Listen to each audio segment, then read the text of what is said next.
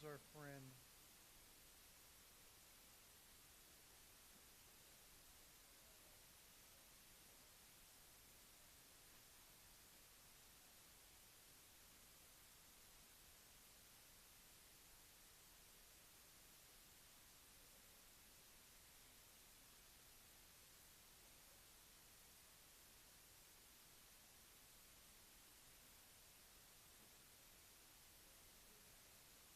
Hey, how are you, Spencer? Hey, I'm having some technical issues here.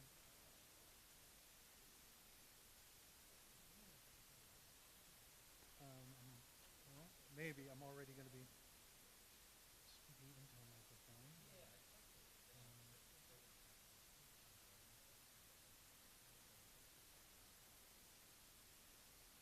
Okay.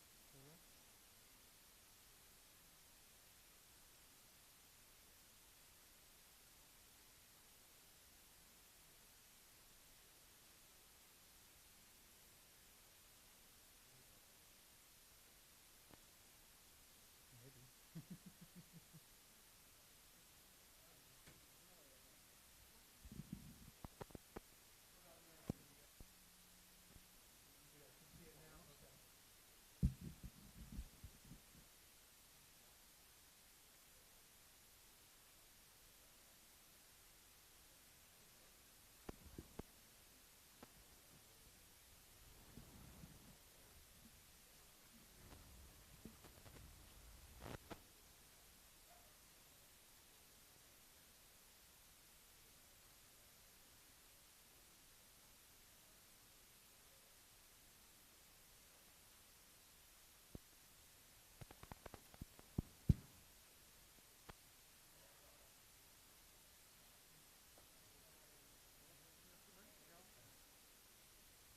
Hey, Johnny.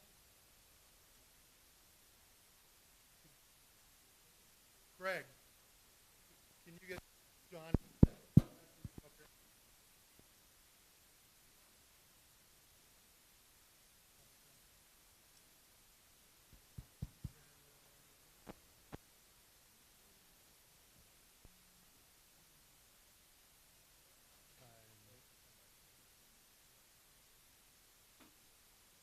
Okay.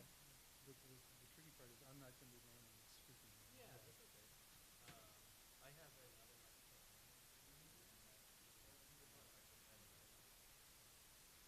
Okay.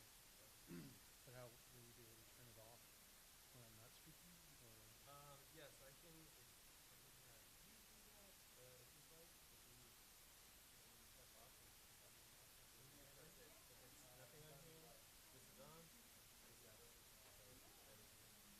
okay. Uh, I can try. I'll try. I know. Yeah.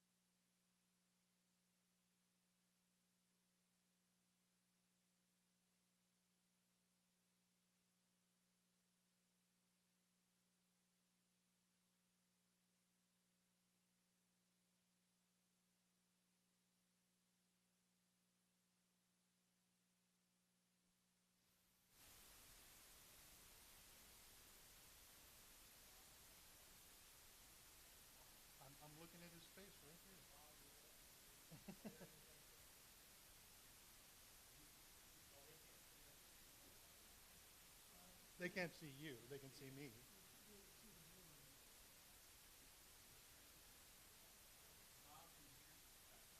Come around front. Let Bob see you. Where are you? There you, Bob. There's Bob right there.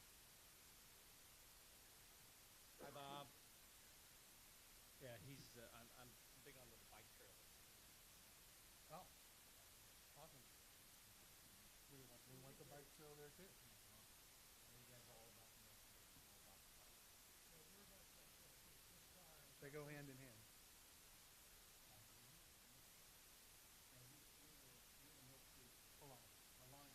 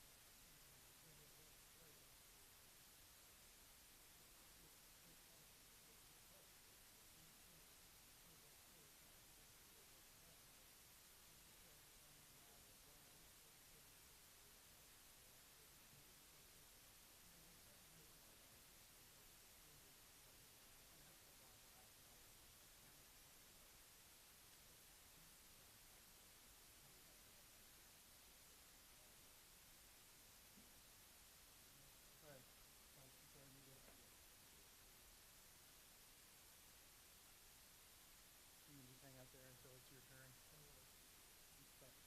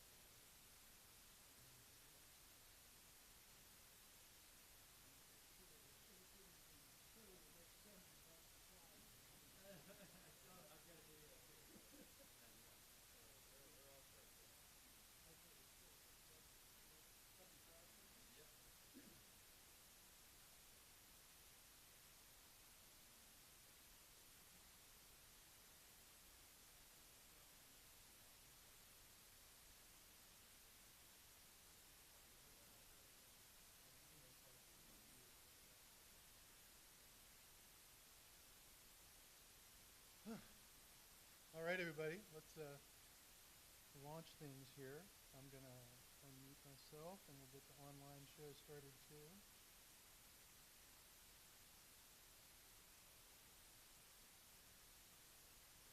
All right, all of our friends who are online, can you hear me? Can somebody give me a thumbs up or a thumbs down? Are you hearing me? Excellent. Recording in progress. All right. Hey, good evening, everybody. Thanks for joining us here tonight. I'm Dave Schmidt, the Executive Director of Mill Creek Alliance, and this is the annual State of Mill Creek presentation that we do every year to let you all know, both our volunteers and the public, what the results of our 2021 water quality monitoring program are, as well as give you a little more general information about the Mill Creek Alliance and some of our other programs. We've got folks with us here virtually tonight, as well as here in person at MSD. So as usual, for our friends who are with us virtually, appreciate it if you're not speaking, if you can mute yourself so we don't get feedback. If you have questions during the presentation, if you can type them into the chat, and we will get to them in order at the end of the evening. We also have a list of questions that have already been submitted to us with when people registered. A number of people submitted some questions, so we'll try to answer those as well. All right. Well, again, thanks for being here tonight. My name is Dave Schmidt. I'm with the Mill Creek Alliance, and this is the State of the Mill Creek Address for 2021. I'd like to share my screen here a moment, so bear with me.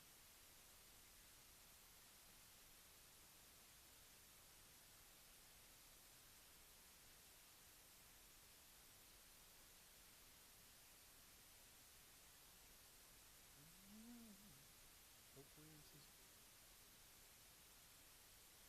okay. I'm not seeing any movement.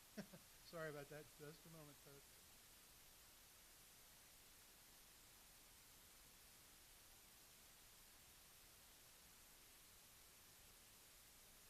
That's what I'm shooting for.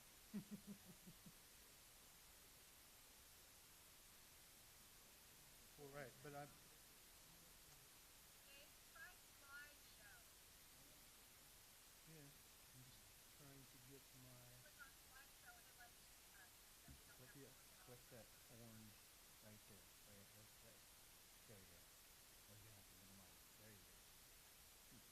I gotta get zoom out of the way. How do you do that? Oh, there you Okay, go. there we go. There you Sorry, guys. I'm not the IT guy in the group.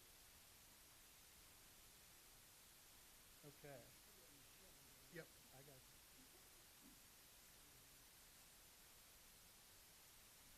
Okay. Here we go. Finally. All right. We're still looking at you guys' presentation. Go over to the word slideshow and see what clicks over, and that should let you start a slideshow. All right. Right now, we're looking at the edit show. Well, here in the room, we're working. We're looking at the right thing. So hang on a second.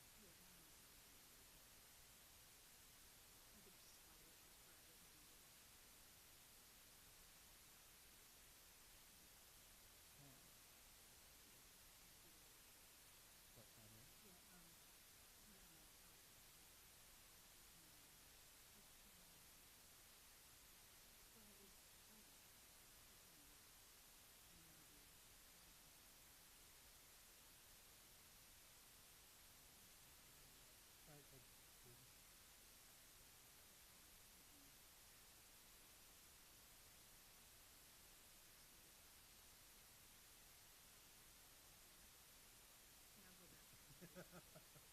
Sorry, guys. I apologize.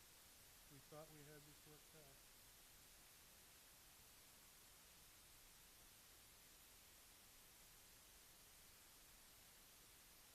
Oh, so for some reason, what we're seeing online is not the same thing as we're seeing here in the room.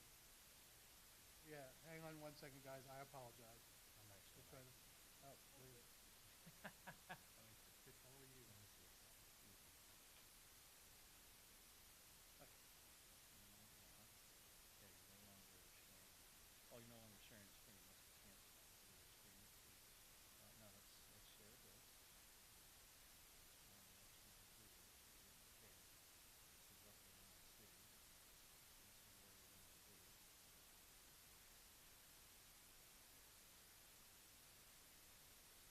Yeah, that's not fine. Right, so can you see this?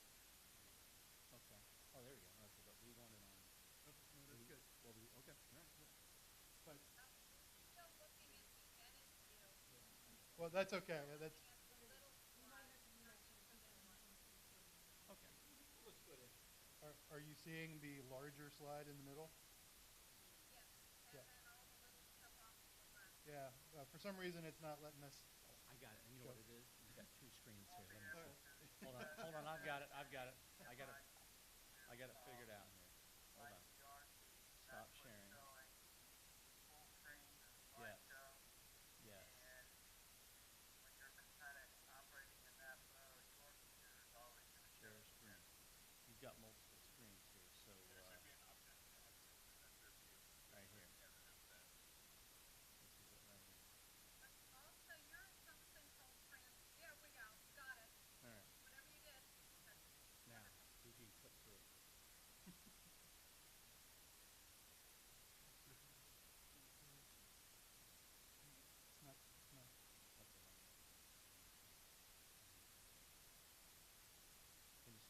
change? No? You know what it is. Yeah, our screen right now for Zoom is exactly the way it should be. Are you seeing me flip through the slides? Uh, I'm seeing the slide that says March 9th sustainability address. Right here. How about this? I'm not seeing the little one next to it, but we're now seeing the two we're supposed to have. Program made possible by, yes. So we're seeing Are you? what we're supposed to see. Okay. Okay, let's just go with that. Yeah. Thank you to our special IT guest in the audience. Okay. Try this again. Special thank you to all of the volunteers, the amazing volunteers who both took the samples for us in the field, ran them up to the lab, and the crew in the lab that actually analyzed all the samples. This really is citizen science at its best, and it was actually north of 100 different people that contributed to gathering and analyzing all of these samples over the past year. And that is truly amazing when you think about it, that 100 people are willing to give up a Saturday of their time every month to come out and go to the Mill Creek, gather samples, and or sit in the lab and analyze those samples, which takes several hours. So cannot thank all of our volunteers enough. And we'll talk more about that later.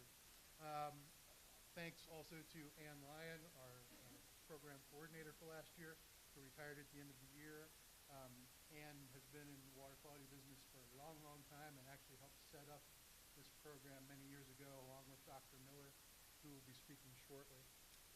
And also have to thank our intern lab leaders for the past year, Rebecca Kay and Ariana Barrios. Both did amazing work. I also like to recognize those of you who are here virtually will not see her, but our current lab leader, our new intern, Grace Berman, is back there in the back of the room. So thanks, Grace. You guys who are volunteering in the lab in the coming year will be seeing a lot of her. I'm also wanted to say thank you to the many, many partners who have made our water quality monitoring program possible over the past year. Could not do it without them, literally. Butler County Water and Sewer Department particularly, and Butler County Stormwater District. They're so good to us and so good to this program, both contributing financially to support the program, as well as, even more importantly perhaps, giving us access to their water quality lab at the Upper Mill Creek Water Reclamation Facility, where we do all the lab analysis. Jeremy Hamill, who runs the lab up there and runs the operation, is amazing and such a good friend. Literally could not get it done without them.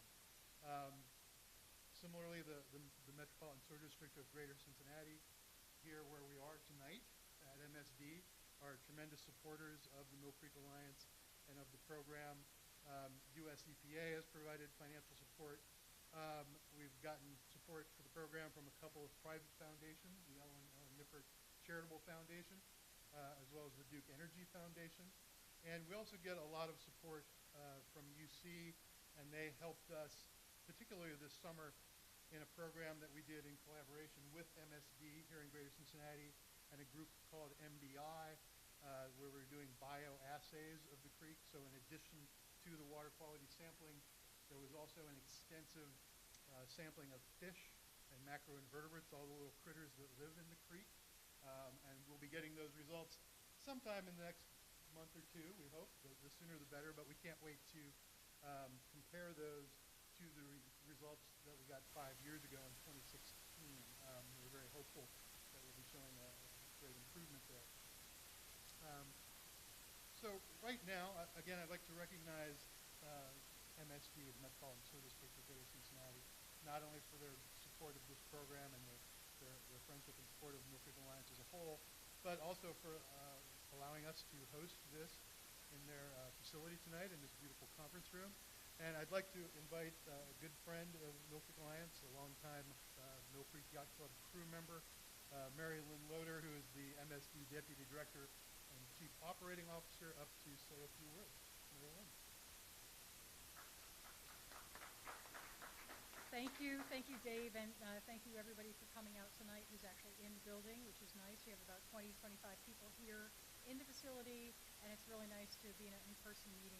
It's also nice for people, if it's more convenient for them, to get something like this, at their home too. So I'm just really excited that we're here to talk about the Mill Creek. We're here to talk about how it's doing from a water quality perspective, and that's really important for MSD because I've always felt that the water quality of our region is always a reflection of the wastewater facilities and the wastewater services that are within the area. I've been in this industry for over 25 years now, and it's always really been important for me as well as all of the staff. We have almost 600 people who work every single day in the sewers, at the treatment plants, fixing pumps, fixing motors, doing what we do to be able to clean water. We are in the clean water industry. We produce clean water, and because of that, we're able to actually see significant improvements in the Mill Creek. And there's going to be good days, there's bad days, but generally we are seeing, those trends are going in the right direction. And we're really excited about that at MSD, and we just, really appreciate the support and the work that the Alliance does, the volunteers do, and looking forward to hearing what Dr. Miller has to for us tonight. So thank you very much for coming and being here at MSD to hear all this good stuff about tonight.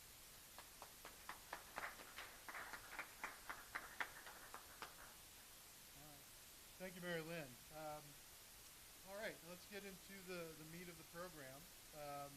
And I'd like to start by giving a little bit of an overview of the Mill Creek Alliance and what we do, and then we'll hand it over to Dr. Miller to go in depth and in detail on the water quality monitoring results. I think most of you who are with us here tonight probably know this, but here's a quick look at a map of the Mill Creek Watershed.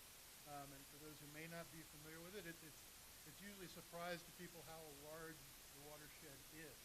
The main stem is 28 miles from up in the Fairfield area, Liberty Township, Westchester, on down to the Ohio River.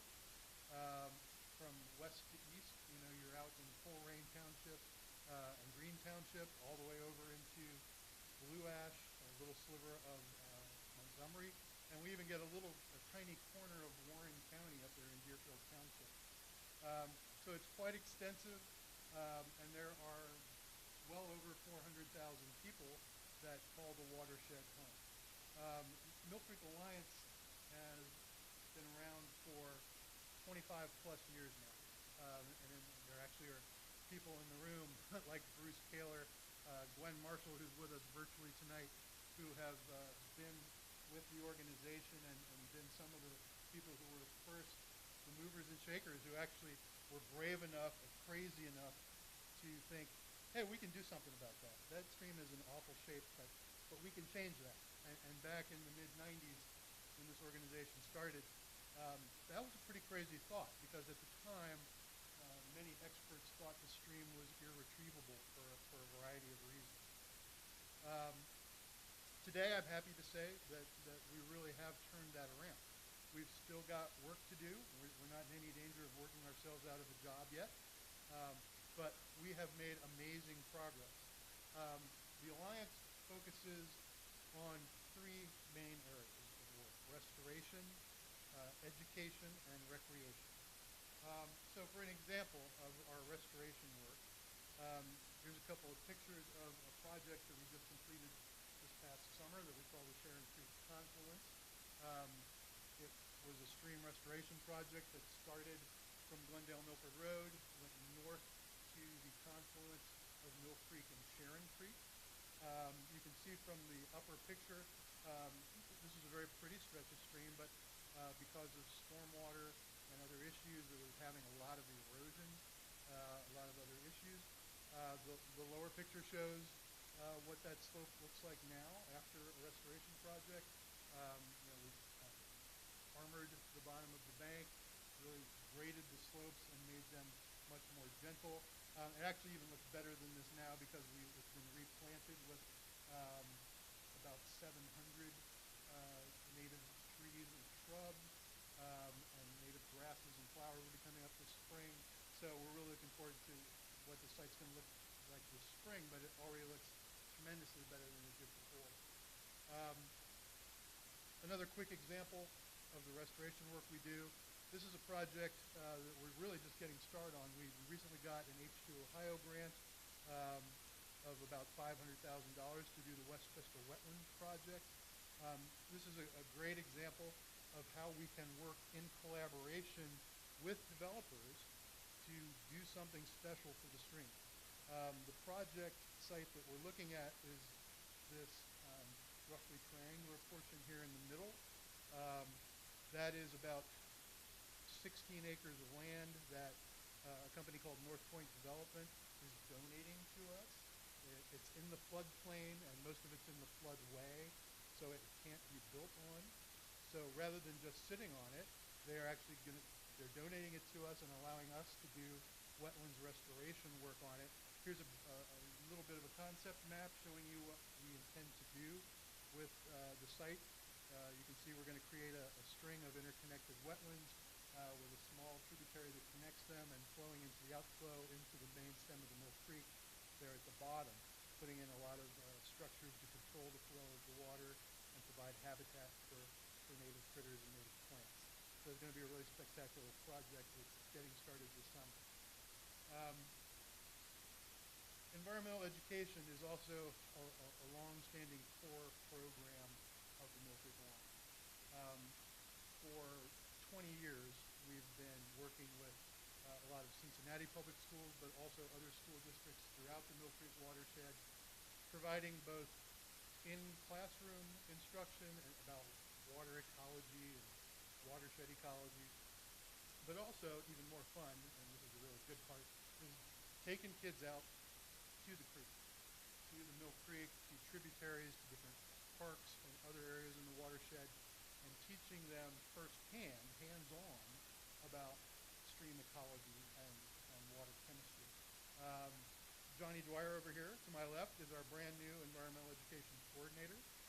So he's taking over this program and rebuilding it in his own image. We're really excited about a lot of the projects he's got going, which is going to include a fishing instruction class for urban kids this summer. So we're really excited about that. And happily, we can report that there's plenty of fish in Mill Creek to be caught now. Not quite to the point where we're encouraging you to eat them yet, but there's lots of fish out there to catch. And that leads me to the next slide, recreation. We do a lot with the Mill Creek Yacht Club, our friends who for many years have been working both to clean up the creek, but also to use it and invite the public and show the public that the Mill Creek is a place for recreation. Now that the water quality has gotten so much better compared to where it was 25 years ago, it's perfectly fine to be out there paddling. We take people on many paddling trips throughout the year with our friends from the Mill Creek Yacht Club. Bruce Kaler over here, and the front of the room is the Commodore Kaler, who started the Mill Creek Yacht Club, who was one of the first people who was insane enough to want to start canoeing on the Mill Creek back in the bad old days. And Bruce has taken literally thousands of people out on the Mill Creek in cleanups as well as for just fun, just for paddling for fun. We also have a number of other recreational activities going on the creek now. We actually do take people fishing on the creek now. That picture of Bruce on the left there with a hybrid striped bass that was caught in Mill Creek. And the picture on the right, that may not look like a real impressive fish. You can say, why has he got that picture up there? It's a small fish. Nobody's going to keep that one. We're excited about that fish because of what kind of fish that is. I don't know if are there any anglers in the group? Anybody take a guess at what that fish is? That fish is a walleye. And walleye are predator fish, sort of an apex predator fish. And for there to be walleye back in the Mill Creek, it means that we have a healthy population of other fish for them to eat. This particular one was caught about a year and a half ago down at Solway Park in the Northside Springboro Village area. we have other friends who are anglers who are seeing them now as far north as Reading.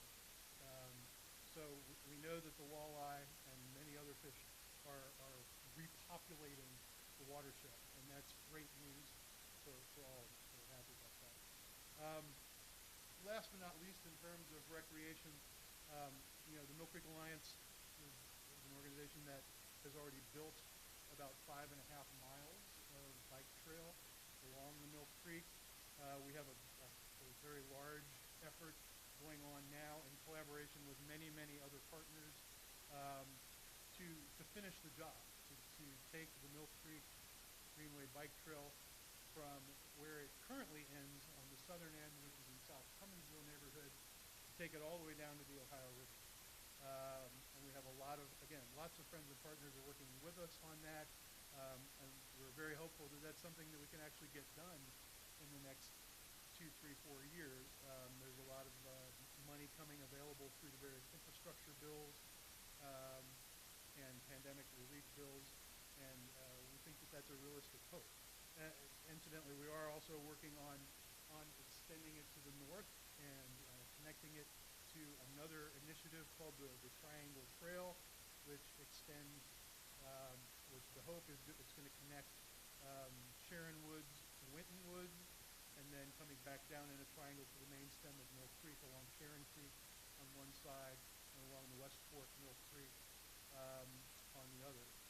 So our hope is, and our goal is to get this tied into it as a regional bike system in the next several years. Last but not least, and I mentioned this already, we, with our friends in the Yacht Club and many, many other volunteers, do a lot of cleanups.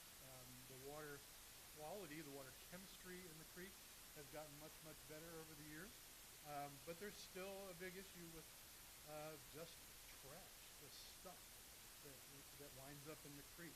Some of it flows into the creek, or gets washed into the creek in storm events.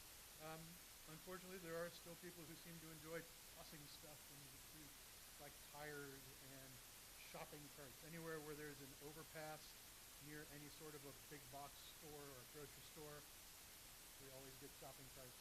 Don't know why people think that that's fun. We've also gotten electric scooters and wedding dresses and all kinds of fun stuff that we've found in there. Bruce has quite a collection at the office if you care to stop by and see it sometime. And I did want to point out this picture here at the lower right. This was a record-setting tire that just came out this past fall. Some kind of really big, heavy equipment tire. And the only way it could be gotten out was literally to lay it across 2 canoes. As you can see, and our very own Greg Bechtel, who's here in the audience in person, is the guy on the right there. So, again, just a brief overview of all the other stuff we do besides water quality, but tonight we're here to really hone in on and to celebrate the results of the water quality monitoring program, see where we've made progress and see where we still have work to do. And to do that, I'm going to hand it over to our good friend, Dr. Mike Miller. Give you a brief introduction because to tell you all about Mike and his career would take an evening of itself. But Dr. Miller is a professor emeritus of biology from the University of Cincinnati. He has over 40 years of experience in teaching water chemistry to senior and graduate level students at the University of Cincinnati. He has done water quality and water chemistry research and sampling literally all over the world, both in the field and the lab. He has been a founding member of many conservation organizations and stream monitoring projects all over the state, including our own, but as well as that on the Little Miami and the Great Miami and the Miami Whitewater, and on and on. So without further ado, and to give you the benefit of all of his expertise and experience, Dr. Mike Miller. Thank you. Yeah. I understand I've got to get a little closer to the mic than Dave was. Welcome for being here. I want to welcome you to our I don't know, 6th or 7th year. We started in 2013, and we're almost the 9th year we're going into. To start with, the Mill Creek has been abused its entire life, and it's coming out of it. Now, the resident abuse is the fact that it's so much impervious surface. The upper Mill Creek, you can see here, is 73% impervious surface, which means asphalt and concrete. In fact, these watersheds up here, 3 of them have 21% of their land area in ground level parking lots. This is not really acceptable, and the poor Mill Creek gets hammered. We just had a rain event on the 7th that put down 1.7 to 2 inches of rain, and the Mill Creek peaked the second the rain ended. There's no residual on the land surface because it runs right in right now. It's incredibly flashy. There is no resilience in the system except in the summertime when all the trees are out. But this is just a beginning. Next slide. The tops are cut off. I don't know if they can fix this or not. This is the Mill Creek Watershed. This is the kind of the 100-year floodplain for the Mill Creek. And the reason I put this up here is because we have 2 effective water dams that slow the river down. It's algal cells. It just diffuses the light going into the water and scatters it, which is exactly what silt does, or clays. And so in the summertime, it's a measure of biomass. pH, well, this is a very old version. I've had this changed in one version. But pH is elevated by photosynthesis. When there's only about 1 milligram of CO2 in water from anywhere. And that CO2 is taken up by the algae to produce sugars. And when they run out of CO2, they have to get it from somewhere. And they get it with an alkaline phosphatase, or pardon me, an alkaline carbonate from calcium bicarbonate, limestone. And when they do that, they make an OH ion, a hydroxyl ion, which raises the pH. So we're using pH as an index of photosynthesis during our summer samples. Coliforms and E. coli are, of course, human and animal waste, and there are some just native coliforms, but optical brighteners are put into detergents to make our clothes glow in sunlight in the ultraviolet. And so if you go into a bar with a black light, you glow. Well, that glow goes into sewage when you wash your clothes, and it's taken out very effectively by sewage treatment plants. But if it's not treated, then it gets into the water, and we can detect as fresh effluent. And in situ chlorophyll is a measure of algal biomass, that notorious group of organisms which in the extreme can go to toxic cyanobacteria. Next slide. We also try to monitor our streams on both sides. This is on Gilmore, but the upper Mill Creek up here, Beaver Run, which flows in at Twin Creeks. This is a Twin Creek Preserve. Town Run. The West Fork of the Mill Creek is the largest and longest and comes through Winton Lake. Congress Run is a small one that goes up the hill. Kings Run, which is largely underground when it comes into the Mill Creek. And here's West Fork Creek, which is concrete lined to about here.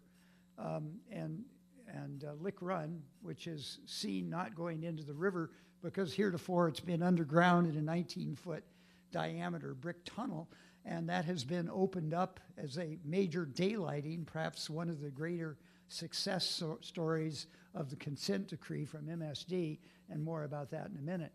Down the other side, we've got the East Fork of the Mill Creek, and our only big sewage plant is right here.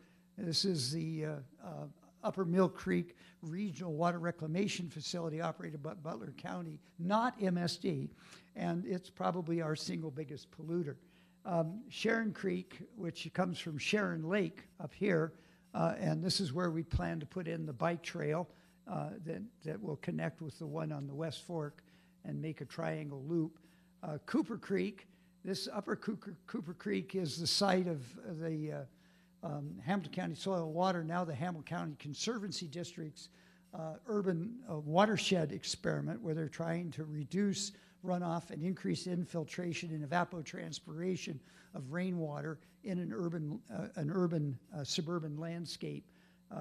So that's an important one. Fox Run is a tributary. Bloody Run and Ross Run are both undergrounds. These were horribly polluted in the days of the Porkopolis, and they're still polluted, and they're underground, and we don't sample them because we can't get to them. Next slide. I just want to throw back to the past. The Mill Creek and all waters until the Clean Water Act were used as trash heaps. We dumped anything and everything in water. And along the shores were made into dumps. It's amazing the number of urban river parks that are old dump sites because you can't build on them. They continue to sink. There's just some signs. This is the Mill Creek. This is the old Brockman Brewery that's sitting up there. Here's shanty towns along the river that were blown in by the ice in the teens. This is the lower Mill Creek when there wasn't a green thing on it. It had been over-widened to put in the sewer about 1919 to 21. And it's industrial, as you can see. So that it was not a pretty place. Next slide. Whoa. This is a very old version of what we had. What I was going to show was the total phosphorus levels. In the 1990s, the total phosphorus level in the stream was 2.5, 3 milligrams on average, and could go up well over 4. That in 1997, American Rivers, of which Dave Schmidt is a board member, declared the Mill Creek as one of the worst polluted rivers in the country. This is before he came here, though. And just 2 years ago, it was taken off that list as one of the most improved. The phosphorus levels have come down dramatically.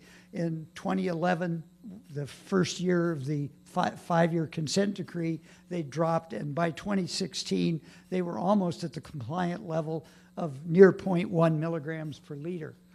So we're excited about that. I should mention that old-timers, I started with the Clean Water Act, actually before the Clean Water Act. Earth Day, #1, April 22nd, 1970, was my first professional talk in Cincinnati at a Methodist church on the west side. So I have lived the environmental movement from the very beginning, and of course joined with Bruce in 1992 or 93 to popularize the Mill Creek Yacht Club. Anyway, what I've got up here is what our parameters tell us. Nitrogen and phosphorus come from cause eutrophication. They come from fertilizers, from lawn fertilizers, from dog poop, from your car. Your car is converting all the nitrous oxide to nitrate, which comes out on the streets and washes in. That is synthesized by algae into plants, measured by chlorophyll A and turbidity in our data in the streams, and that the activity increases, the photosynthetic activity increases the OHs, or the hydroxyl ions, raising the pHs above 8.3. So any pH, which is a hydrogen ion concentration above 8.3 basic, is induced by photosynthesis. No other way it can get up there. Well, there is one other way. Cement plants. We had one cement plant on the Mill Creek 20 years ago that was dumping their waste into a pit, and the pit filled up and the materials came in. It had a pH of 12.5. 14 is as high as you can go. 12.5 would erode the skin on your hand. It was that high. Now, we reported it, and they dredged it quickly to get it in compliance. The other thing we get is sewage effluent. As I mentioned, conductivity works on sewage because it doesn't make any difference if it's treated or untreated. It has about the same impact on the conductivity, measured in microsiemens. The E. coli, or human fecal bacteria, usually from bad septic systems, from raw sewage from SSOs and CSOs during high water events. There should be none available near low or median flow. High phosphorus. Phosphorus is enriched in wastewater treatment plants where nitrogen is more enriched from agricultural sources. Phosphorus moves with particles, nitrogen moves with water. That is, phosphorus ties to clays and other particles. It's not usually free in the water except in a few micrograms per liter. And in contrast, nitrate is soluble in water, and when water moves, nitrate moves. So it takes high flows to erode particles and move phosphorus in high concentrations. And the optical whiteners come from detergents. Next slide. Let's just go through this quickly, just hit repetitively on the return. The first thing we have is nitrogen 14, 1 phosphorus, 100 carbons. That's the ratio, 14:1 to 100, to make an algal cell. Keep going. The algae grow and produce high OHs, oxygen, and hydroxyl. Okay, keep going. Just hit it. Oh, well, it didn't show. This was supposed to grow. This is a sewage plant putting out E. coli. Actually, the E. coli are killed by the sewage plant and retained long enough to kill them during the recreation season from April to through October. Between November and March, however, they're not treated. The die-off is very quick in cold water. We hope to get the geomean, this is down to 126 E. coli per 100 mLs for swimming, and 1030 per 100 mLs for boating or non-contact recreation. Next slide. Well, this shouldn't even be here. This is a very old version. I don't know what happened to. What we've done is what the state of Ohio has done. The state of Ohio took a variety of measures taken from composition, size, and frequency of fish and macroinvertebrates and made what are called composite indices. A composite index is anywhere from 7 to 12 indices, which are scaled from 1 to 5, that they sum. And as a result, if you have 12 of them, the upper score is 60, which is the upper score for fish. Well, what we've done is taken each parameter and ranked it on a scale from 1 to 5 based on concentration of the things we're measuring relevant to the OEPA water quality standards. And we've made it, instead of making it a sum, we've made it an average, where 5 is the best you can get, 1 is the worst. For nitrates, here's that 1 milligram per liter. This line coming down here, we accept this as meeting our warm water habitat quality, which is compliant with the US EPA standard for fishable. And so this is our target line. And over 1 up to 10. 10 is even acceptable in drinking water, but it's not acceptable in the environment. Total phosphorus is that critical nutrient that's not soluble in water, is usually translocated, attached to clay particles or organic material, and it's supposed to be less than 0.1. Well, we're being a little generous there. pH 8.3, above that, you're strongly affected by photosynthetic production of OHs. We get pHs as high as 9, which is very caustic. The turbidity, we measure in nephelometer turbidity units. We like it less than 20, but certainly less than 30 for good. And it goes well over 100 in big events like we just had. Back. Conductivity, we're using 500 to 550 is the maximum that water in contact with air can reach on a limestone surface. We're sitting on carboniferous carboniferous surface of limestone that's several hundred meters thick in our area. And so our waters at saturation can only have a conductivity of 500 to 550 microsiemens. And we're saying that anything above 700 is significantly sewage enriched or road salt enriched. But road salt can only be solubilized when it's raining and we're having high rainfall events. When we're having median flows or low flows, that all has to come from effluent. So this is, and our colony forming units, we're generous here. The EPA has a swimmable of 126 and a boatable of 1030. But for single samples, those are geomeans. A geomean is a root.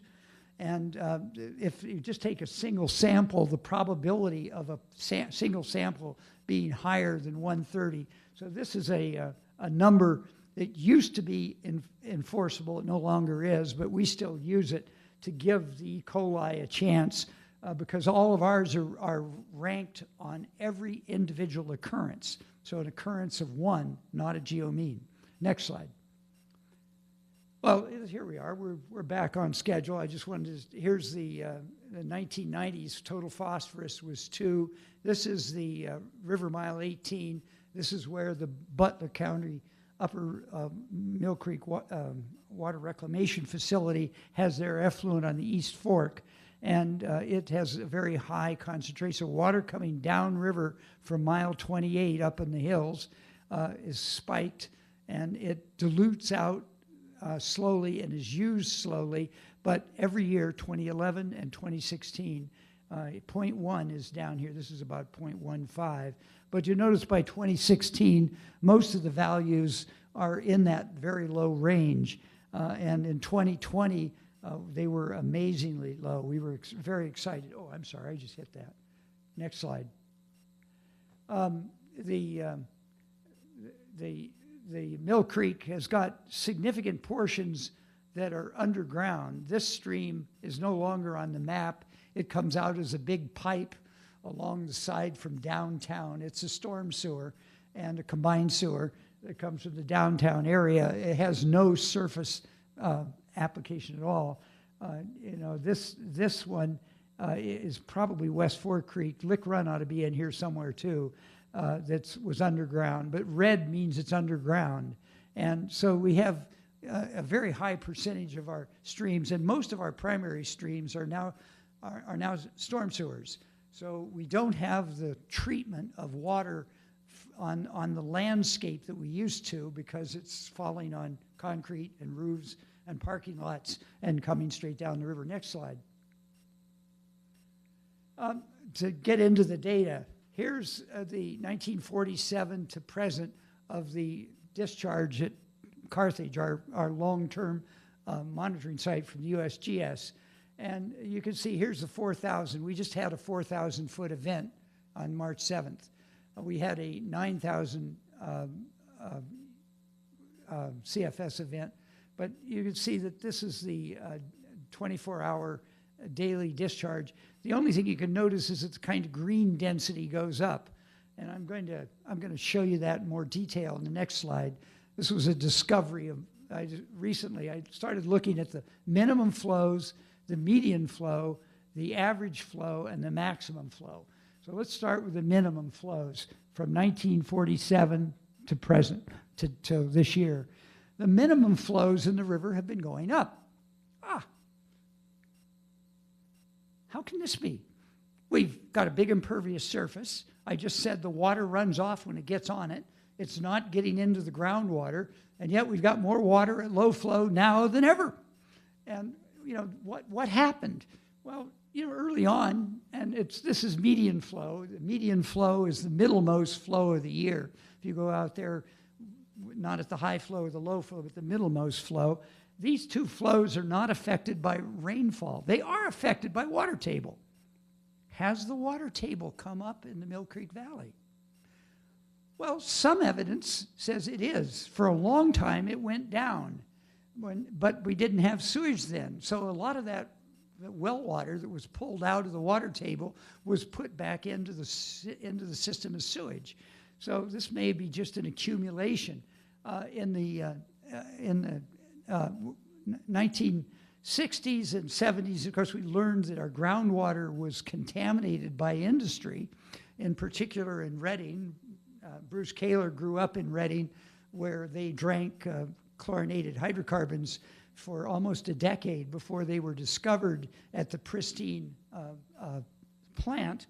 And once people stopped using that water and started using Ohio River water, it meant that the water table could come back up. And the water table has come back up. GE has torn down 2 buildings on the jet engine site because the basements kept getting flooded, and it cost so much to pump the basements out, they finally gave up. So some of this is the water table coming up through time, and the other is that we ship in industrial water. A water budget done by Steve Buckberger at UC shows, that we get water from the Southwest Water District, which brings in water by pipe from the Great Miami River just at Heritage Park, if you know it, in Coleraine Township. That goes into GE as cooling water, goes into Formica as cooling water, and I don't know what other industrial users use it, but that water is put as effluent into the Ohio River. At low flow, most of the water coming down the Mill Creek today is generated from the Ohio River and the Great Miami River, not from the Mill Creek at all. The maximum flow doesn't go up much at all. There's some indication that some of the people have been using about 1990. If you look at those, there's a trend line here. But if you go back to 47, I've got this slope. The R square is 2.8%. That's no relationship at all. This one is 66%, 61%. So this is a pretty good indication that over 60% of the variation in flow is explained by that graph as a function of year. This was an amazing find to me. The reason it's important is this thing called a wetted perimeter. The bugs live on wet rocks. And when the flow gets very low, that wetted perimeter goes down to a little tiny trickle. And there's no space for things to live all year. But now that we have this additional flow, we have a larger wetted perimeter. Part of the response and recovery of the Mill Creek is because of augmented flow that is coming in from industrial sources as cooling water. Next slide. Here's the precipitation last year, and you notice we had 1 2.5 incher. We had 52 inches of rain. We've had 52, 53 inches of rain for about the last 3 years. When I first started teaching here in 1970, it was 36.5 inches. Then it went to 39, and we're getting more and more rain. Mike Eckberg from the Miami Conservancy District has a whole PowerPoint on the web that describes the increase in rainfall in our region. This is part of the climate change scenario that the U.S. Army Corps of Engineers has published, showing that we're going to have more and more spring rains like we just had, and drier and drier autumns like we've just had for the last 2 years. In fact, last year in 2020, the oxbow of the Ohio and Indiana went dry in late September or October. But anyway, just to show you, our sample days are here. We didn't sample when there was more than a ½ inch of rain on any given day, and most of the days were dry. So we were sampling this year at median or less than median flows on almost all dates. Next slide. Here's the discharge. This is 1,000 cubic feet per second, and here's the discharge in the days that we were out there. So here we are going up in through June, 5 days with over 100 CFS, and the low flow period in the later parts. This is the variation by day, but our sample days, and I put the sum on here, the average for 3 days before we went out to see if there was any big blowouts, and there weren't. Next slide. Here's the data. Conductivity. Conductivity is at total salts. This is sewage or road salt.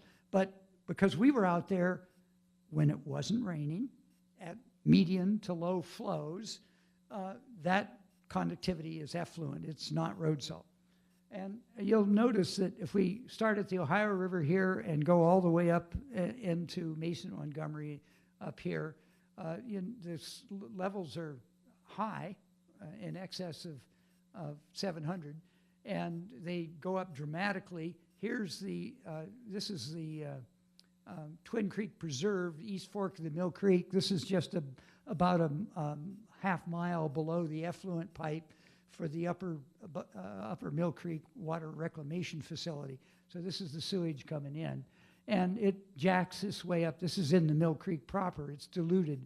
And of course, it gets further diluted as you go downriver. And by the time you get to the Ohio River, it's down here under 800. Well, our goal is at under 700. And we're well over that goal.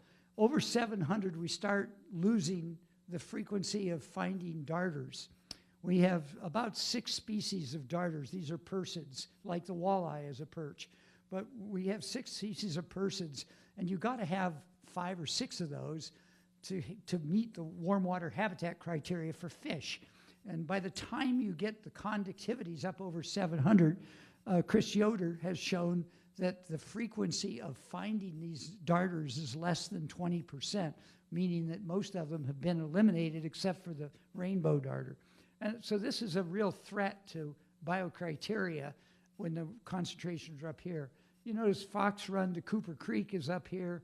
Here's a trib to Sharon Creek at Kenwood Road. I've put all of the tribs on here. They're not all legible, but the ones that are high or low stand out. The Mill Creek, of course, had higher conductivity than the tributaries on average. Here's some low ones, the West Fork of the Mill Creek at Cooper Avenue. This is, of course, below the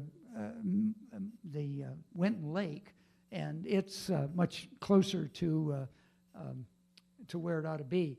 This could be road salt that has done this overall. I can't say it isn't. Next slide.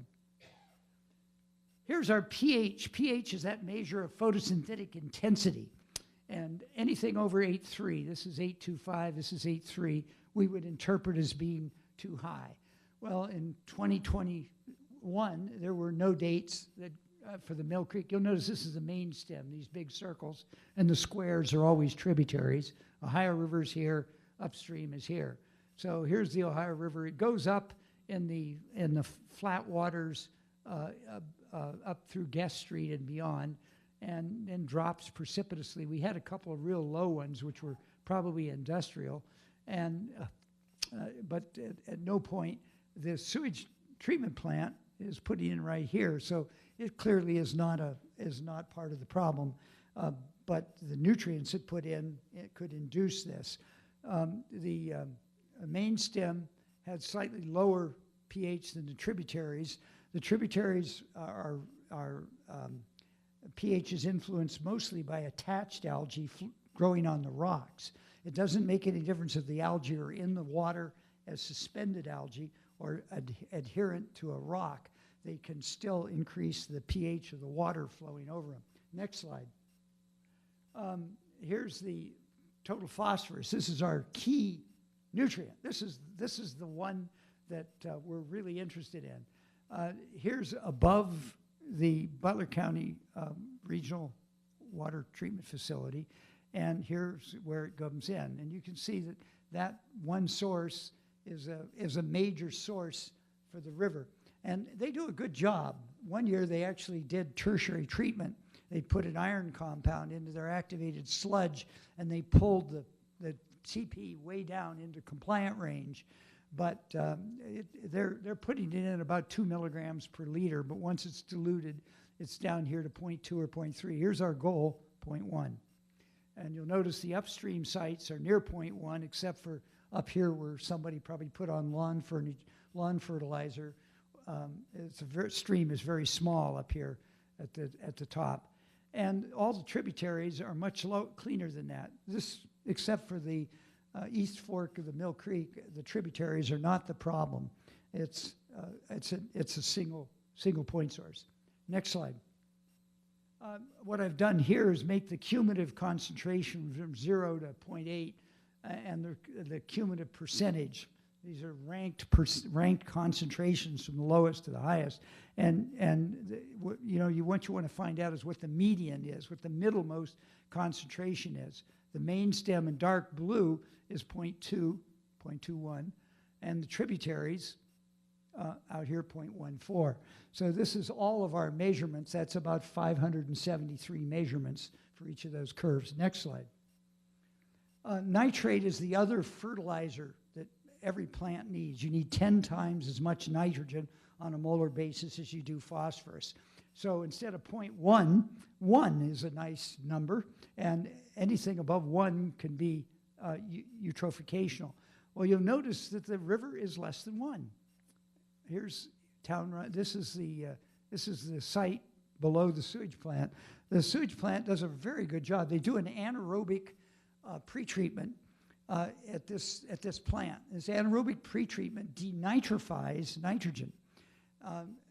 The atmosphere is 80% nitrogen. If you denitrify nitrate and convert it to nitrogen gas, it's harmless. It's biologically inert. And they put a lot of that nitrogen into the air up there in that fashion. They're still putting out an effluent, which is about 4 milligrams, but the river itself is denitrifying as well.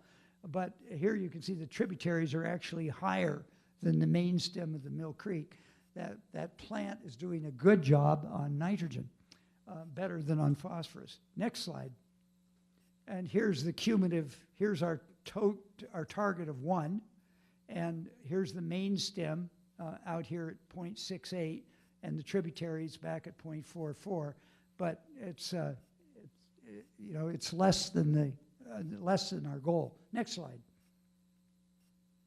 Turbidity is our measure of how many algae are in suspension in the water, or if in case of a rain event, the amount of turbulence, turbidity generated from silts picked up from the bottom of the sides of the river. And you'll notice that upstream it's low. There's something happening in here. Here's the sewage plant. It's about as low as you can go. They're not a source.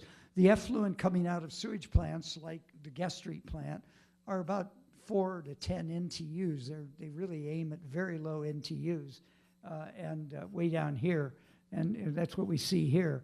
So this is algal growth as you go downriver. This is the area of the river that is backed up by the Ohio, and if the Ohio River comes up at any point, it makes a lake down there, and in that lake the algae can grow profusely because they're not flushed out. So you see a trend of increasing turbidity as you go downriver. And the tributaries, which by and large do not have planktonic or suspended algae, they have attached algae, they're almost always lower during this low flow period. Next slide. Yeah, each one of these points that are on that map up there are the average of 57 determinations. So there are 57 numbers under each one of these points, just for your edification. But here's the E. coli, the most probable numbers per 100 ml.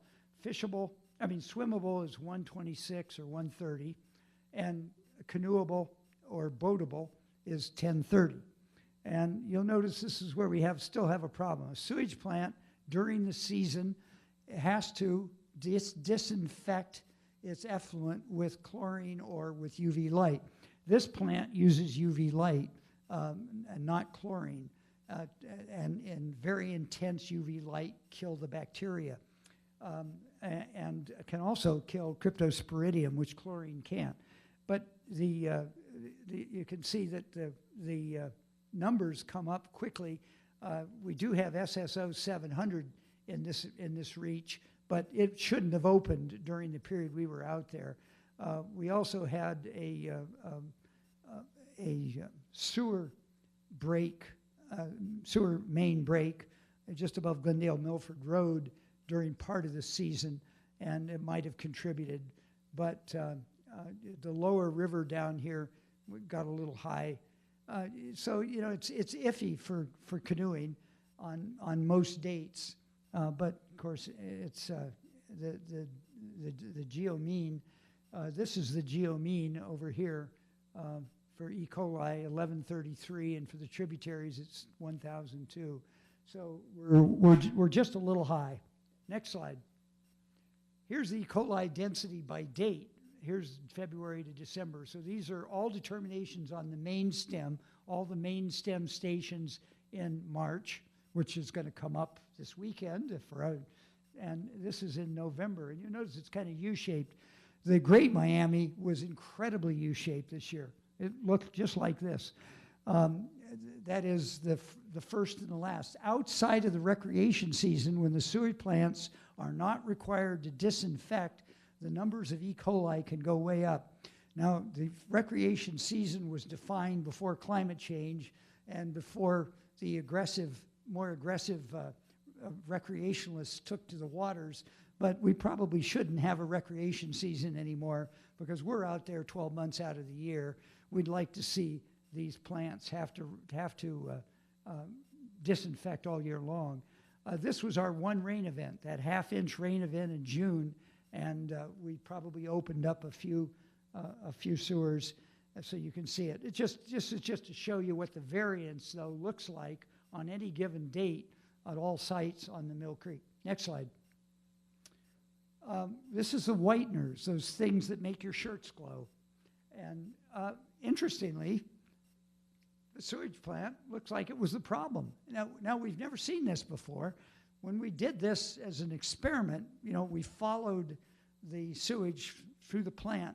When this is measured in micrograms of PTSA, which is a fluorescent surrogate for the whitener. We don't actually know what the composition of the whitener is. The whitener is not toxic. This has no bearing on the Ohio EPA's categorization, but it's a tool that we can use to show how fresh the effluent might be. So we use it and score it. But it used to come into the plant, about 100. It comes out of your washing machine about 150. It went into the sewage plant about 90. It was 30 about after it got through activated sludge. It was 15 when it got to the effluent pipe. Mixed to the river about 4 and made a concentration in the river that was under 15, way down here. And this year we had fairly high. 30 is our record. Here's the effluent coming in on the East Fork of the Mill Creek from that Butler County facility. This is the only time we've seen this. I don't know if they had a shutdown or spillover or something, or had a problem with one of their sludge digesters. Something happened. Next slide. Here's chlorophyll A. Chlorophyll A, the danger line is 10, and once you get over 30, you can start having cyanobacteria blooms. No 10, or nowhere near it. We did not have a photosynthetic problem this year. The algae numbers were low in our determinations. I think we'll probably find the MBI ones are somewhat higher. We had some problems with it. Fox Run. Here's Sharon Creek at Exxon Avenue. This is right near the confluence of Sharon Creek. There's some deep pools up there that don't flow. And if you get a deep pool that doesn't flow, the nutrients can be turned into algae. Next slide. Well, here's our scoring system, which I showed once before. I'm just going to reemphasize that blue and green meet the warm water habitat criteria. This probably meets the exceptional warm water habitat criteria. We have only loose relationships, statistical relationships between water quality and biology, because the biology is longer lived, water quality is instantaneous. So, but in general, this is what we've got. So let's go with our water quality. What we do is take the average of all of these parameters. Next slide. Here's our water quality parameter from the Ohio River up. And this is 3 to 3.5 is what we call yellow, somewhat impaired. Green and blue. 4 to 5 is blue. There are no 4s. Last year we had some over 4. It was an amazing year last year. This year we've got a few at green. These are up above the Butler County facility. You'll notice that most of the tributaries are above this line as well. So again, here's a case of a point source that's drawing it down. Now, this is not in MSD's control. This is outside of MSD. Next slide. Here's the water quality criteria by parameter. And here's the stream itself. I just showed this. The upper stream meets it. We got a couple of sites below that look pretty good. What's way down here in the bad? Here's black, conductivity. You know, those salts. Sewage treatment plants do not treat salts. This is a source problem. You can't treat it at the sewage plant except with reverse osmosis. We've got to go at sources. This is a case of source control. We did source control on phosphorus, getting 30% phosphorus out of detergents when Procter & Gamble put them in. And source control brought our phosphorus down globally. This is one that we've got attacked at some manufacturing facility in Butler County that's putting that stuff in. The next one up there is E. coli. You can see E. coli is a problem. It's in the red and the yellow throughout. The third one that's in here is total phosphorus. You can see total phosphorus is in the red and the green. So the three things that are coming through are probably mostly from the Butler County Regional Facility. Next slide. This is another way of doing it. This is on lat long, so this is a map without a map under it. The upper 4 sites and a couple of lower sites. This is the bend in the river right there near Crescentville Road and 275, or I-75 runs right down through here.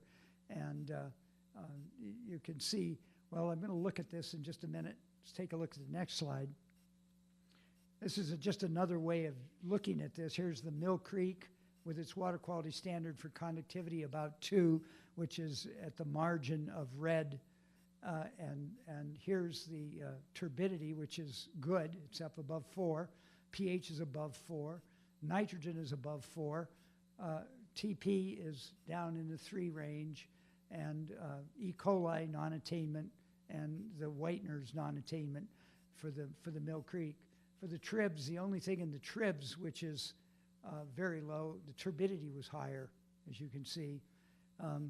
So this is a way of looking at it. We can also look at which are the best tribs and which are the worst. Next slide.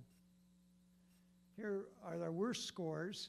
The worst scores, this is a score 3.12 to 3.5. So this is 3 is our transition from red to yellow. So these are all in the slightly impaired region. But here's that lower East Fork site in Twin Creeks, which is getting the effluent about a half mile upstream from the Upper Mill Creek Regional Water Facility. If we go up, we get West Fork Creek, Town Run, West Fork of the Mill Creek at Esty Avenue. I don't know what that site is. An unknown trib at Stillwell Beckett. If we go down to the best, Ludlow Run at Buttercup Preserve, 396, almost 4, not into the 4 plus. And these are all West Fork Mill Creek sites. As I was telling Mary Lynn when we started, the reservoirs, Sharon Creek and Winton Creek, although we hate them because they block fish movements, they take out phosphorus. The phosphorus comes in either as a particle or dissolved. It can be assimilated into algae. The algae settle and the particles settle, and they remove about 80% of the phosphorus going through them. So the result is the water coming out is some of the cleanest water in the area. And the streams below it are the cleanest streams in the area. Here's Cooper Creek. This is the one that the Hamilton County Soil and Water is using as their urban repair creek for restoration. It's receiving a lot of attention both federally and locally. MSD is part of this too, I think. And here's the East Fork at Allen Road. This is the East Fork of the Mill Creek above the sewage plant. Just one street up. And you can see it's in good shape. So, you know, it's interesting that the effluent coming in the upper Mill Creek is coming off an area that was developed in the 1970s, 80s, and 90s. It was built with water retention facilities on all sites. It was built with sewers. It had stream restoration sites. It planted trees. It put in curbless gutters. all the things that were characteristic of the 90s, and it worked. That whole area up there is not a problem. Their sewage plant is a problem, but their effluent coming off of the land surface is exemplary.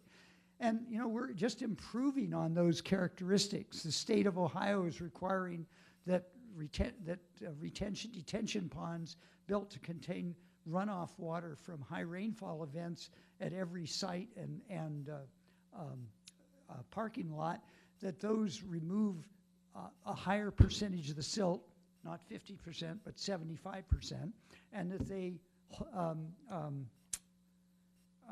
are larger in size post-construction than they were before. And sometimes they're even putting in 4 bays. So SD1 is doing it in a much more comprehensive fashion than we are in Ohio, but it's just worth noting. Well, I think next slide. This is a summary of the Mill Creek, and it's just about the same thing, exceedances of E. coli, and they're coming in even at low flows. So there must be some source areas along there. Either that or a lot of dogs and geese are also participating. Now, MSD did a source verification one time on Duck Creek, and they found dog feces in that effluent and no cows. So there were no cows in Duck Creek. But you know, this source verification using DNA is about the only way to get it. TP was 2 to 3 times too high, but chlorophyll, APH, and turbidity were not elevated. We didn't have a problem. 2021 was a low flow year. Didn't reach the same standards we did in 2020, but they're still okay. Next slide. One way of looking at that is put the Ohio River down here, and here's our water quality score as you go upriver. The creek, as you can see, is mostly yellow. This is downriver to the Ohio River. East Fork is good until it gets to the effluent, and Town Run, and Sharon Creek at the bottom, but the upper Sharon Creek is good. Cooper Creek is good. West Fork of the Mill Creek is good, except for one side in Estee Road. Congress Run upstream is good. Downstream it isn't. West Fork Creek has one good upstream site, but once you get into the channel, it's not. And here's the success story. Lick Run, there it is. It's green. Lick Run is, of course, the new daylighted stream that MSD put in with all kinds of praises as one of the longest reaches to be daylighted in the United States. Associated with the Lick Run daylighting that you can see, there's a Quebec stream about a mile long and an upper reach of Lick Run, which have also been daylighted, one of which, the Quebec Run, is going to become a new city park, as I understand it. But this watershed has been treated at a watershed scale and planned, and we're hoping to see it even better this year. They're supposed to recirculate water to keep that wetted perimeter wet all season, and it's a perfect tertiary treatment system. Last year, the initial water quality coming in was pretty poor. The stream was black and smelled like it was anaerobic, and the turbidity was very high. But the stream very quickly purified the water with large stringy algal streams, which seemed impossibly long. And hopefully they'll get a little shorter when we recirculate. But we're going to be interested to see what happens this year. Next slide is just a summary of everything I said, but I'm over time. So I'm going to just note that E. coli was up, discharge was flashy, conductivity was high from 1,500, 981 in the average going down river, should be 550. The Ohio River runs about 250 to 400, just to compare to this number. Algal biomass stayed low. Most of the elevated parameters were raised by a point source at mile 19.2 in the Upper Mill Creek Regional Water Reclamation Facility, namely conductivity, total phosphorus, and E. coli. Not a consequence of bad effluent, but just the relative volume of that effluent to the Mill Creek at that location. Source reduction is the solution to the salt problem. Reuse, recycle, and restore brine. We've got to do something about brine. As long as we continue to salt roads, we can't just put it back in as sewage in small upland tribs. Now, this is a problem in every city in the United States, not just here. Lick Run has turned CSO5 runoff into Clean Water Act compliant waters, except for benthic chlorophyll. But the water that's coming off of them is quite good. And with that, I think I'm close to the next slide. The one thing I did notice is that, I'll try and put this in, is that Google Maps now has a way I can put my data in. These are our water quality scores for the Mill Creek. These are our water quality scores for the lower Great Miami watershed, which I'm in charge of. And we've also got data from last year for the lower Little Miami River. And Butler County, which does all of Butler County on the Great Miami and the parts of the Mill Creek, is going to send me their data shortly. So I'll be able to put all 4 of our volunteer water quality groups on the same map. This map, when it's live, not only doesn't show you, you can zoom in on it to see where the site is. You can poke on it, and this is the water quality score from 1 to 5, but it gives you all of the data, the annual data for that site on this map. It's like GPS for dummies, and I'm going to use it. I'm a dummy. Next slide. What's up for 2012? New director for the water quality lab, just hired. Well, I guess I'll announce that. Yeah.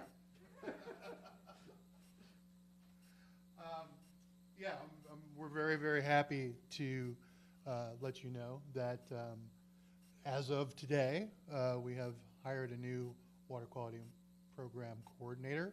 Her name is Audra Salati Roberts. You'll all get a chance to meet her and be introduced to her in the very near future. Those of you who are working on the program, and you'll see it on our website and our social media. We're very, very excited about Audra coming on board. She has a tremendous background. She has run water quality labs and done analyses like these for 3 major aquariums in different parts of the United States. She is actually working with Mike and the folks on the Great Miami program the last several years as well. So she is tremendously qualified, and we are very excited that she has agreed to come on board and help run our program. So look for more information on that in the very near future. Thank you. Well, we've been doing training for collector volunteers by video links with Zoom meetings. We want to use our Ohio EPA Level 2 standards as ours everywhere. The Biodiversity Institute that Mary Lynn is funding has just completed the study of fish and macroinvertebrates in 2021 that we're going to be able to overlay with these data in a few months, which will be very exciting. We're likely to have another training session this autumn for volunteers who want to become Level 2 coordinators for volunteer laboratories.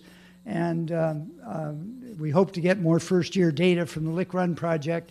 We got 1 year's worth of data thanks to Gwen and one of her volunteer teams. And with that, I think there might be one more slide, but Before we get to questions, just a couple of brief announcements, some upcoming events for the Mill Creek Alliance. As we've talked about, this coming Saturday is the first water quality sampling day of the new year. So we're tremendously excited. We're very, very grateful for those of you who are in the room or with us virtually who are part of that program again this year. We literally could not do it without you. Coming up in a couple weeks, we've got a day that we call Work Party in the Watershed. We do several of these a year, but we and a bunch of volunteers, hopefully including some of you, you can sign up on our website. We're going to go out and try to clean up a portion of the Mill Creek Greenway Trail from in the South Cumminsville, Camp Washington area, from the Yellow Bridge coming up to Spring Grove Avenue, heavily overrun with honeysuckle and other invasive species. We're going to try to clear that out. Another water quality sampling day on April 9th. And then Friday, April 22nd, on Earth Day, we have the annual Mill Creek Yacht Club and MCA Cleanup by Canoe. Again, that's open to any of you who care to go out with us. We take a flotilla of canoes and volunteers out in the stream and pull as much trash as humanly possible out of the stream on those days. It's work, but it's also a really good time, and we would love to have your participation in that. And finally, on the next day, Saturday, April 23rd, a further celebration of Earth Day with our friends at MSD and a number of other partners who are taking part at the Lick Run Greenway. There's going to be a big cleanup effort along Lick Run in the morning, and in the afternoon, a wide variety of presentations by different groups, including by Mill Creek Alliance and Johnny Dwyer, our education director. So I encourage you to make it over to Lick Run. If you haven't been there, it is an absolutely beautiful park and beautiful daylighted stream. So with that, I'd like to take any questions for Mike or for me. I have a few that came in online as well, but are there any, let's start with the folks here in the room. Any questions you have for Mike? Go, Bruce. Does Glendale wastewater treatment plant have much impact on Town Run? It could. Town Run was not in good shape this year. I'm not certain. It's a very small plant, something like 65 cubic feet per. It's a very small plant. The Butler County facility puts out about 25 cubic feet per second, and that's just about what our low flow is. Related to the Butler County plant, could that be the reason why the minimum flow keeps going up?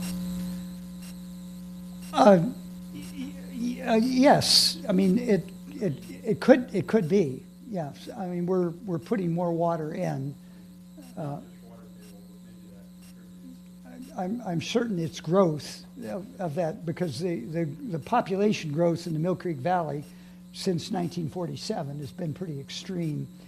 Whether it's linear like that graph, I'm not sure, but yes, sewage is clearly one of the major sources. Your question from bike trails. Yeah, a lot of questions, but we can still offline. When are they be able to eat fish? You can't eat fish anywhere in Ohio. It's that simple. One fish meal a week. Mercury and PCBs are a problem in all of our waters, mostly from coal-fired power plants and other that distribute the mercury, and it gets into the fish. It gets turned into methyl mercury, and then gets into the fish bodies, and it gets into fish in odd ways. It gets into a lot of top predators. It doesn't seem to be in the fatty fish at all. In fact, the fish with the lowest concentrations are the fattiest fish. The fattiest fish we have right now is the silver carp, our invasive, and it has almost no methyl mercury in it. You can eat it. It grows so rapidly. Age and size are correlated with the concentration in the fish. Small fish, fast-growing fish are lower. So yes, the silver carp is the guy you should eat. Now, you know, if you're going to eat, you should always fillet the fish, take the skin off, and put it over a fire and drip the fats out of it, because most of the methyl mercury is in the fats, even though and so it's one of those. But by and large, you don't eat fish out of the Ohio River. Catch and replace is normal. I was just down in Florida, and they're picking out big fish, tarpons and all of these fish are catch and release. You catch them, you take a picture, and you put them back in while they're live. Fishermen can eat fish, and pregnant women that are planning to get pregnant shouldn't eat fish at all if they're wild caught. It's just too hazardous. We're down to from 49% to about 40% coal-fired electricity, but we've got to get it down into the 20s, and it's going to take some elution dilution in time to get rid of that mercury and PCBs that are already in the fish. So yeah, catch and release, take pride, and put it back. Mike, turning to one that came in from our friends in the virtual world, can you comment on the number of chemical discharges, toxic discharges along the creek now compared to a number of years ago, and would they have any impact for someone who is growing vegetables in their yard and watering them out of the creek, I suppose? We're volunteers. We don't have technology. We can't do anything toxic, and we don't intend to. So, but the question is, yes, there are many fewer toxic chemicals now because MSD's got an industrial division, and they go down in manhole covers and sample the water on a 24-hour basis and can catch discharges, and they do. And Butler County does not have that facility. That's one reason we don't know where that salt's coming from. There's got to be a factory or two up there in their watershed that's the major source. And we've been trying to get them to do it. If MSD wanted to do something for Butler County, they could go sample some of their manhole covers to find out where that stuff is coming from. But toxics per se are probably being reduced in the same rate as everything else because they get a lot more attention. MBI, the Midwest Biodiversity Institute, will have a whole list of toxics in the sediment and in the water. We just had a report today from the Orba on a Zoom meeting from Richard Harrison on the Ohio River.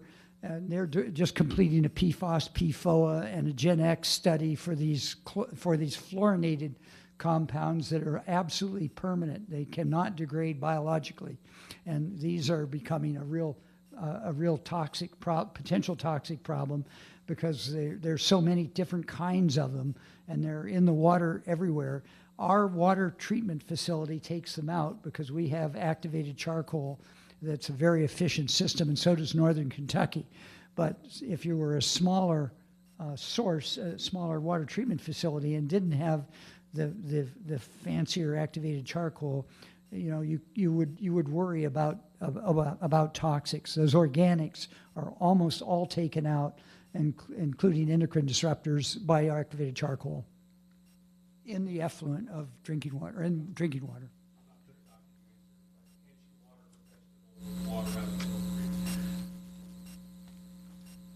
Oh yeah, sure. Okay. Mike, another question from, actually came in through several people asking basically the same question.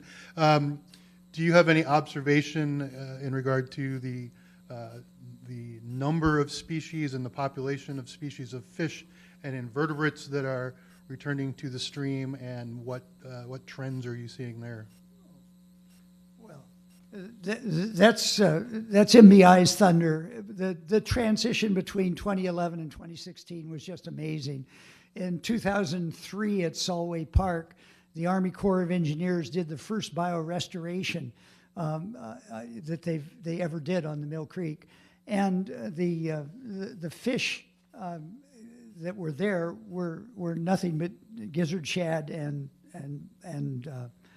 white suckers, really resistant fishes. This is 2003. This is Solway Park.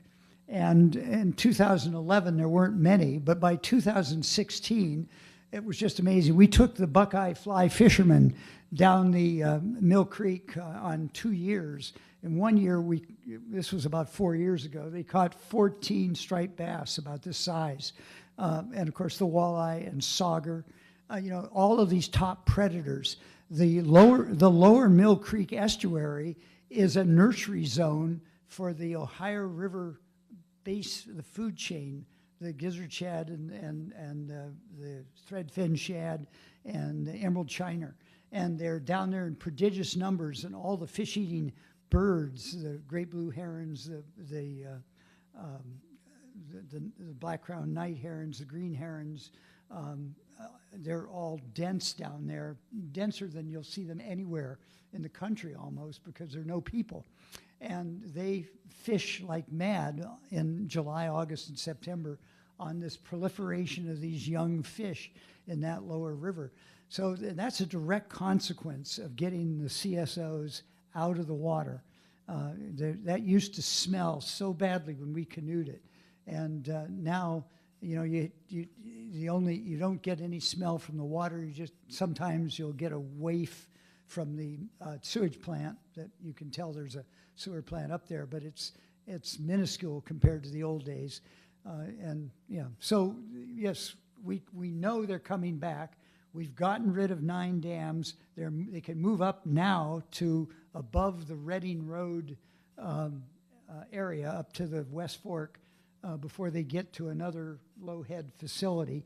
And you know, we anticipate that very soon we'll have a migratory route for fish the whole length of the river, and we'll see these increases in species. The number of species of darters in the upper Mill Creek have expanded in 2016 dramatically. Those critical ones that I'm worried about in the lower river because of the conductivity. So, you know, we're seeing that. Right, and again, I would point out also that you know, that study is done every 5 years, and it was done again last summer by MSD and MBI, and we were able to help out a little bit with the water quality part of that, and the results of that should be coming into us within the next couple months. We're very excited to find out about that because anecdotally, because we're on the stream all the time, we know that the fish and the other critters in the stream have really rebounded. We're expecting to see another big jump, you know, fingers crossed, but we think we're going to see another big increase in what was found in the bioassays. I'll also point out that we already have grant money in hand, and we're going to be mitigating 2 additional low-head dams this coming summer. And we have a grant application that's already been submitted, is pending, and we're very optimistic about to take out another one. So we're making really rapid progress on removing the rest of these obstacles to fish and other critters migrating throughout the watershed. Any more questions?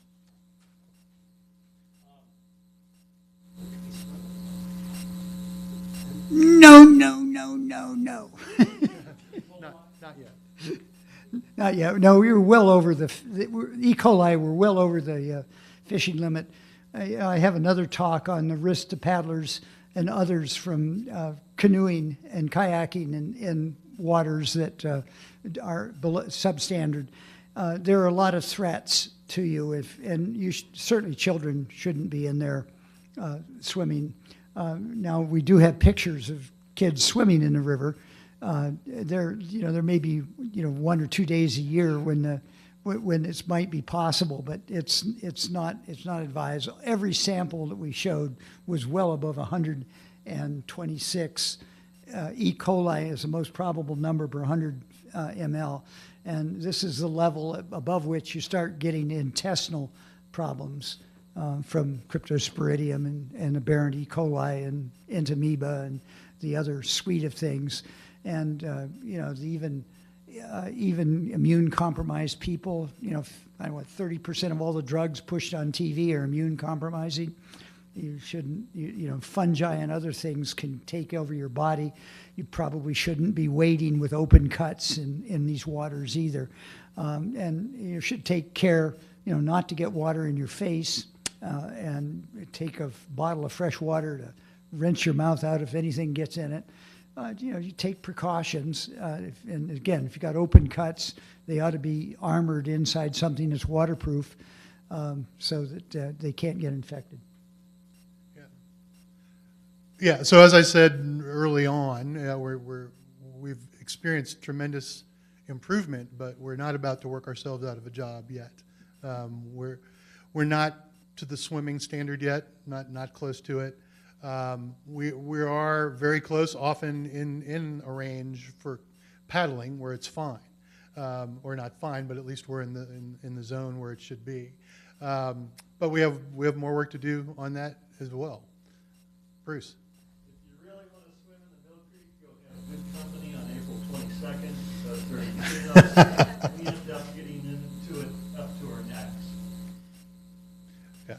Yeah. There are quite a few of us in the room who have swum in the Mill Creek, either inadvertently or on purpose, doing cleanups, and we're still with us. But that doesn't mean we're encouraging everybody to do the same.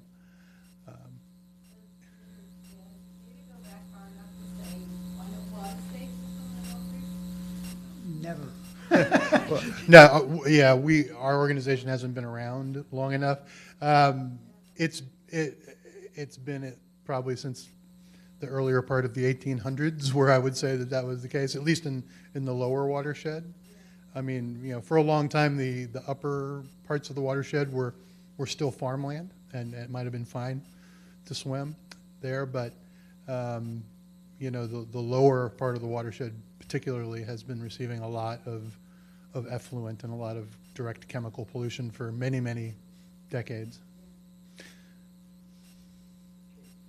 we find sources of our organization not rely on that? No, I don't think so. We'd have to lift sewer. No, we'd have to lift sewer covers. We can't do that.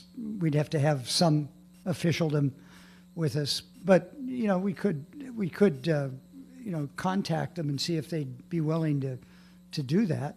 But the dilemma is that they could be discharging at night. That's the reason MSD uses the 24-hour samplers, so they can get subsamples all the way around the clock. So you can't dump at any particular time, and they bill the industrial users based upon the treatability of their effluent, if I'm correct, Marilyn. So if it's treatable in the sewage plant, it's not going to be billed very high. But if it's, we used to have 30% of our oxygen demand in the Mill Creek was nitrite. We had huge nitrite sources, and when it got into the Ohio River, it would use up all the oxygen, converting the nitrite to nitrate. And this is before we really had a functional sewer plant. We had primary treatment, but no secondary treatment. The real dilemma is whether on small tributary streams, whether sewage plants are going to have to go to treatment wetlands or to tertiary treatment of some sort, like the Lick Run is a tertiary treatment for a lot of urban runoff now.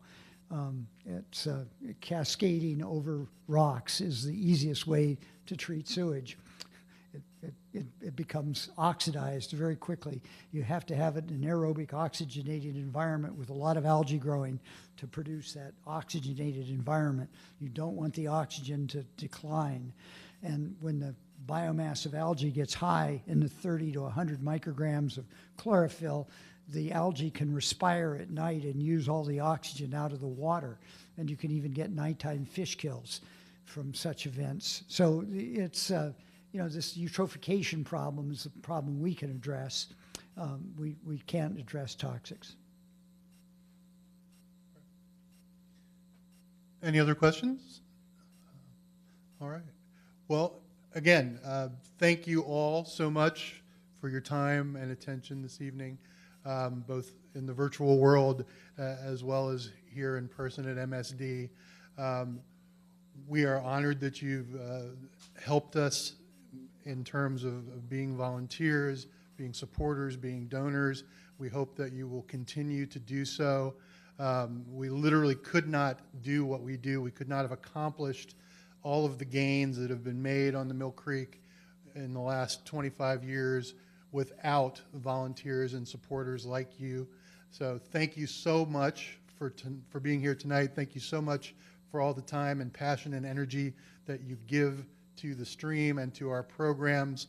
And we look forward to seeing you again real soon on the creek. Take care. Thank you.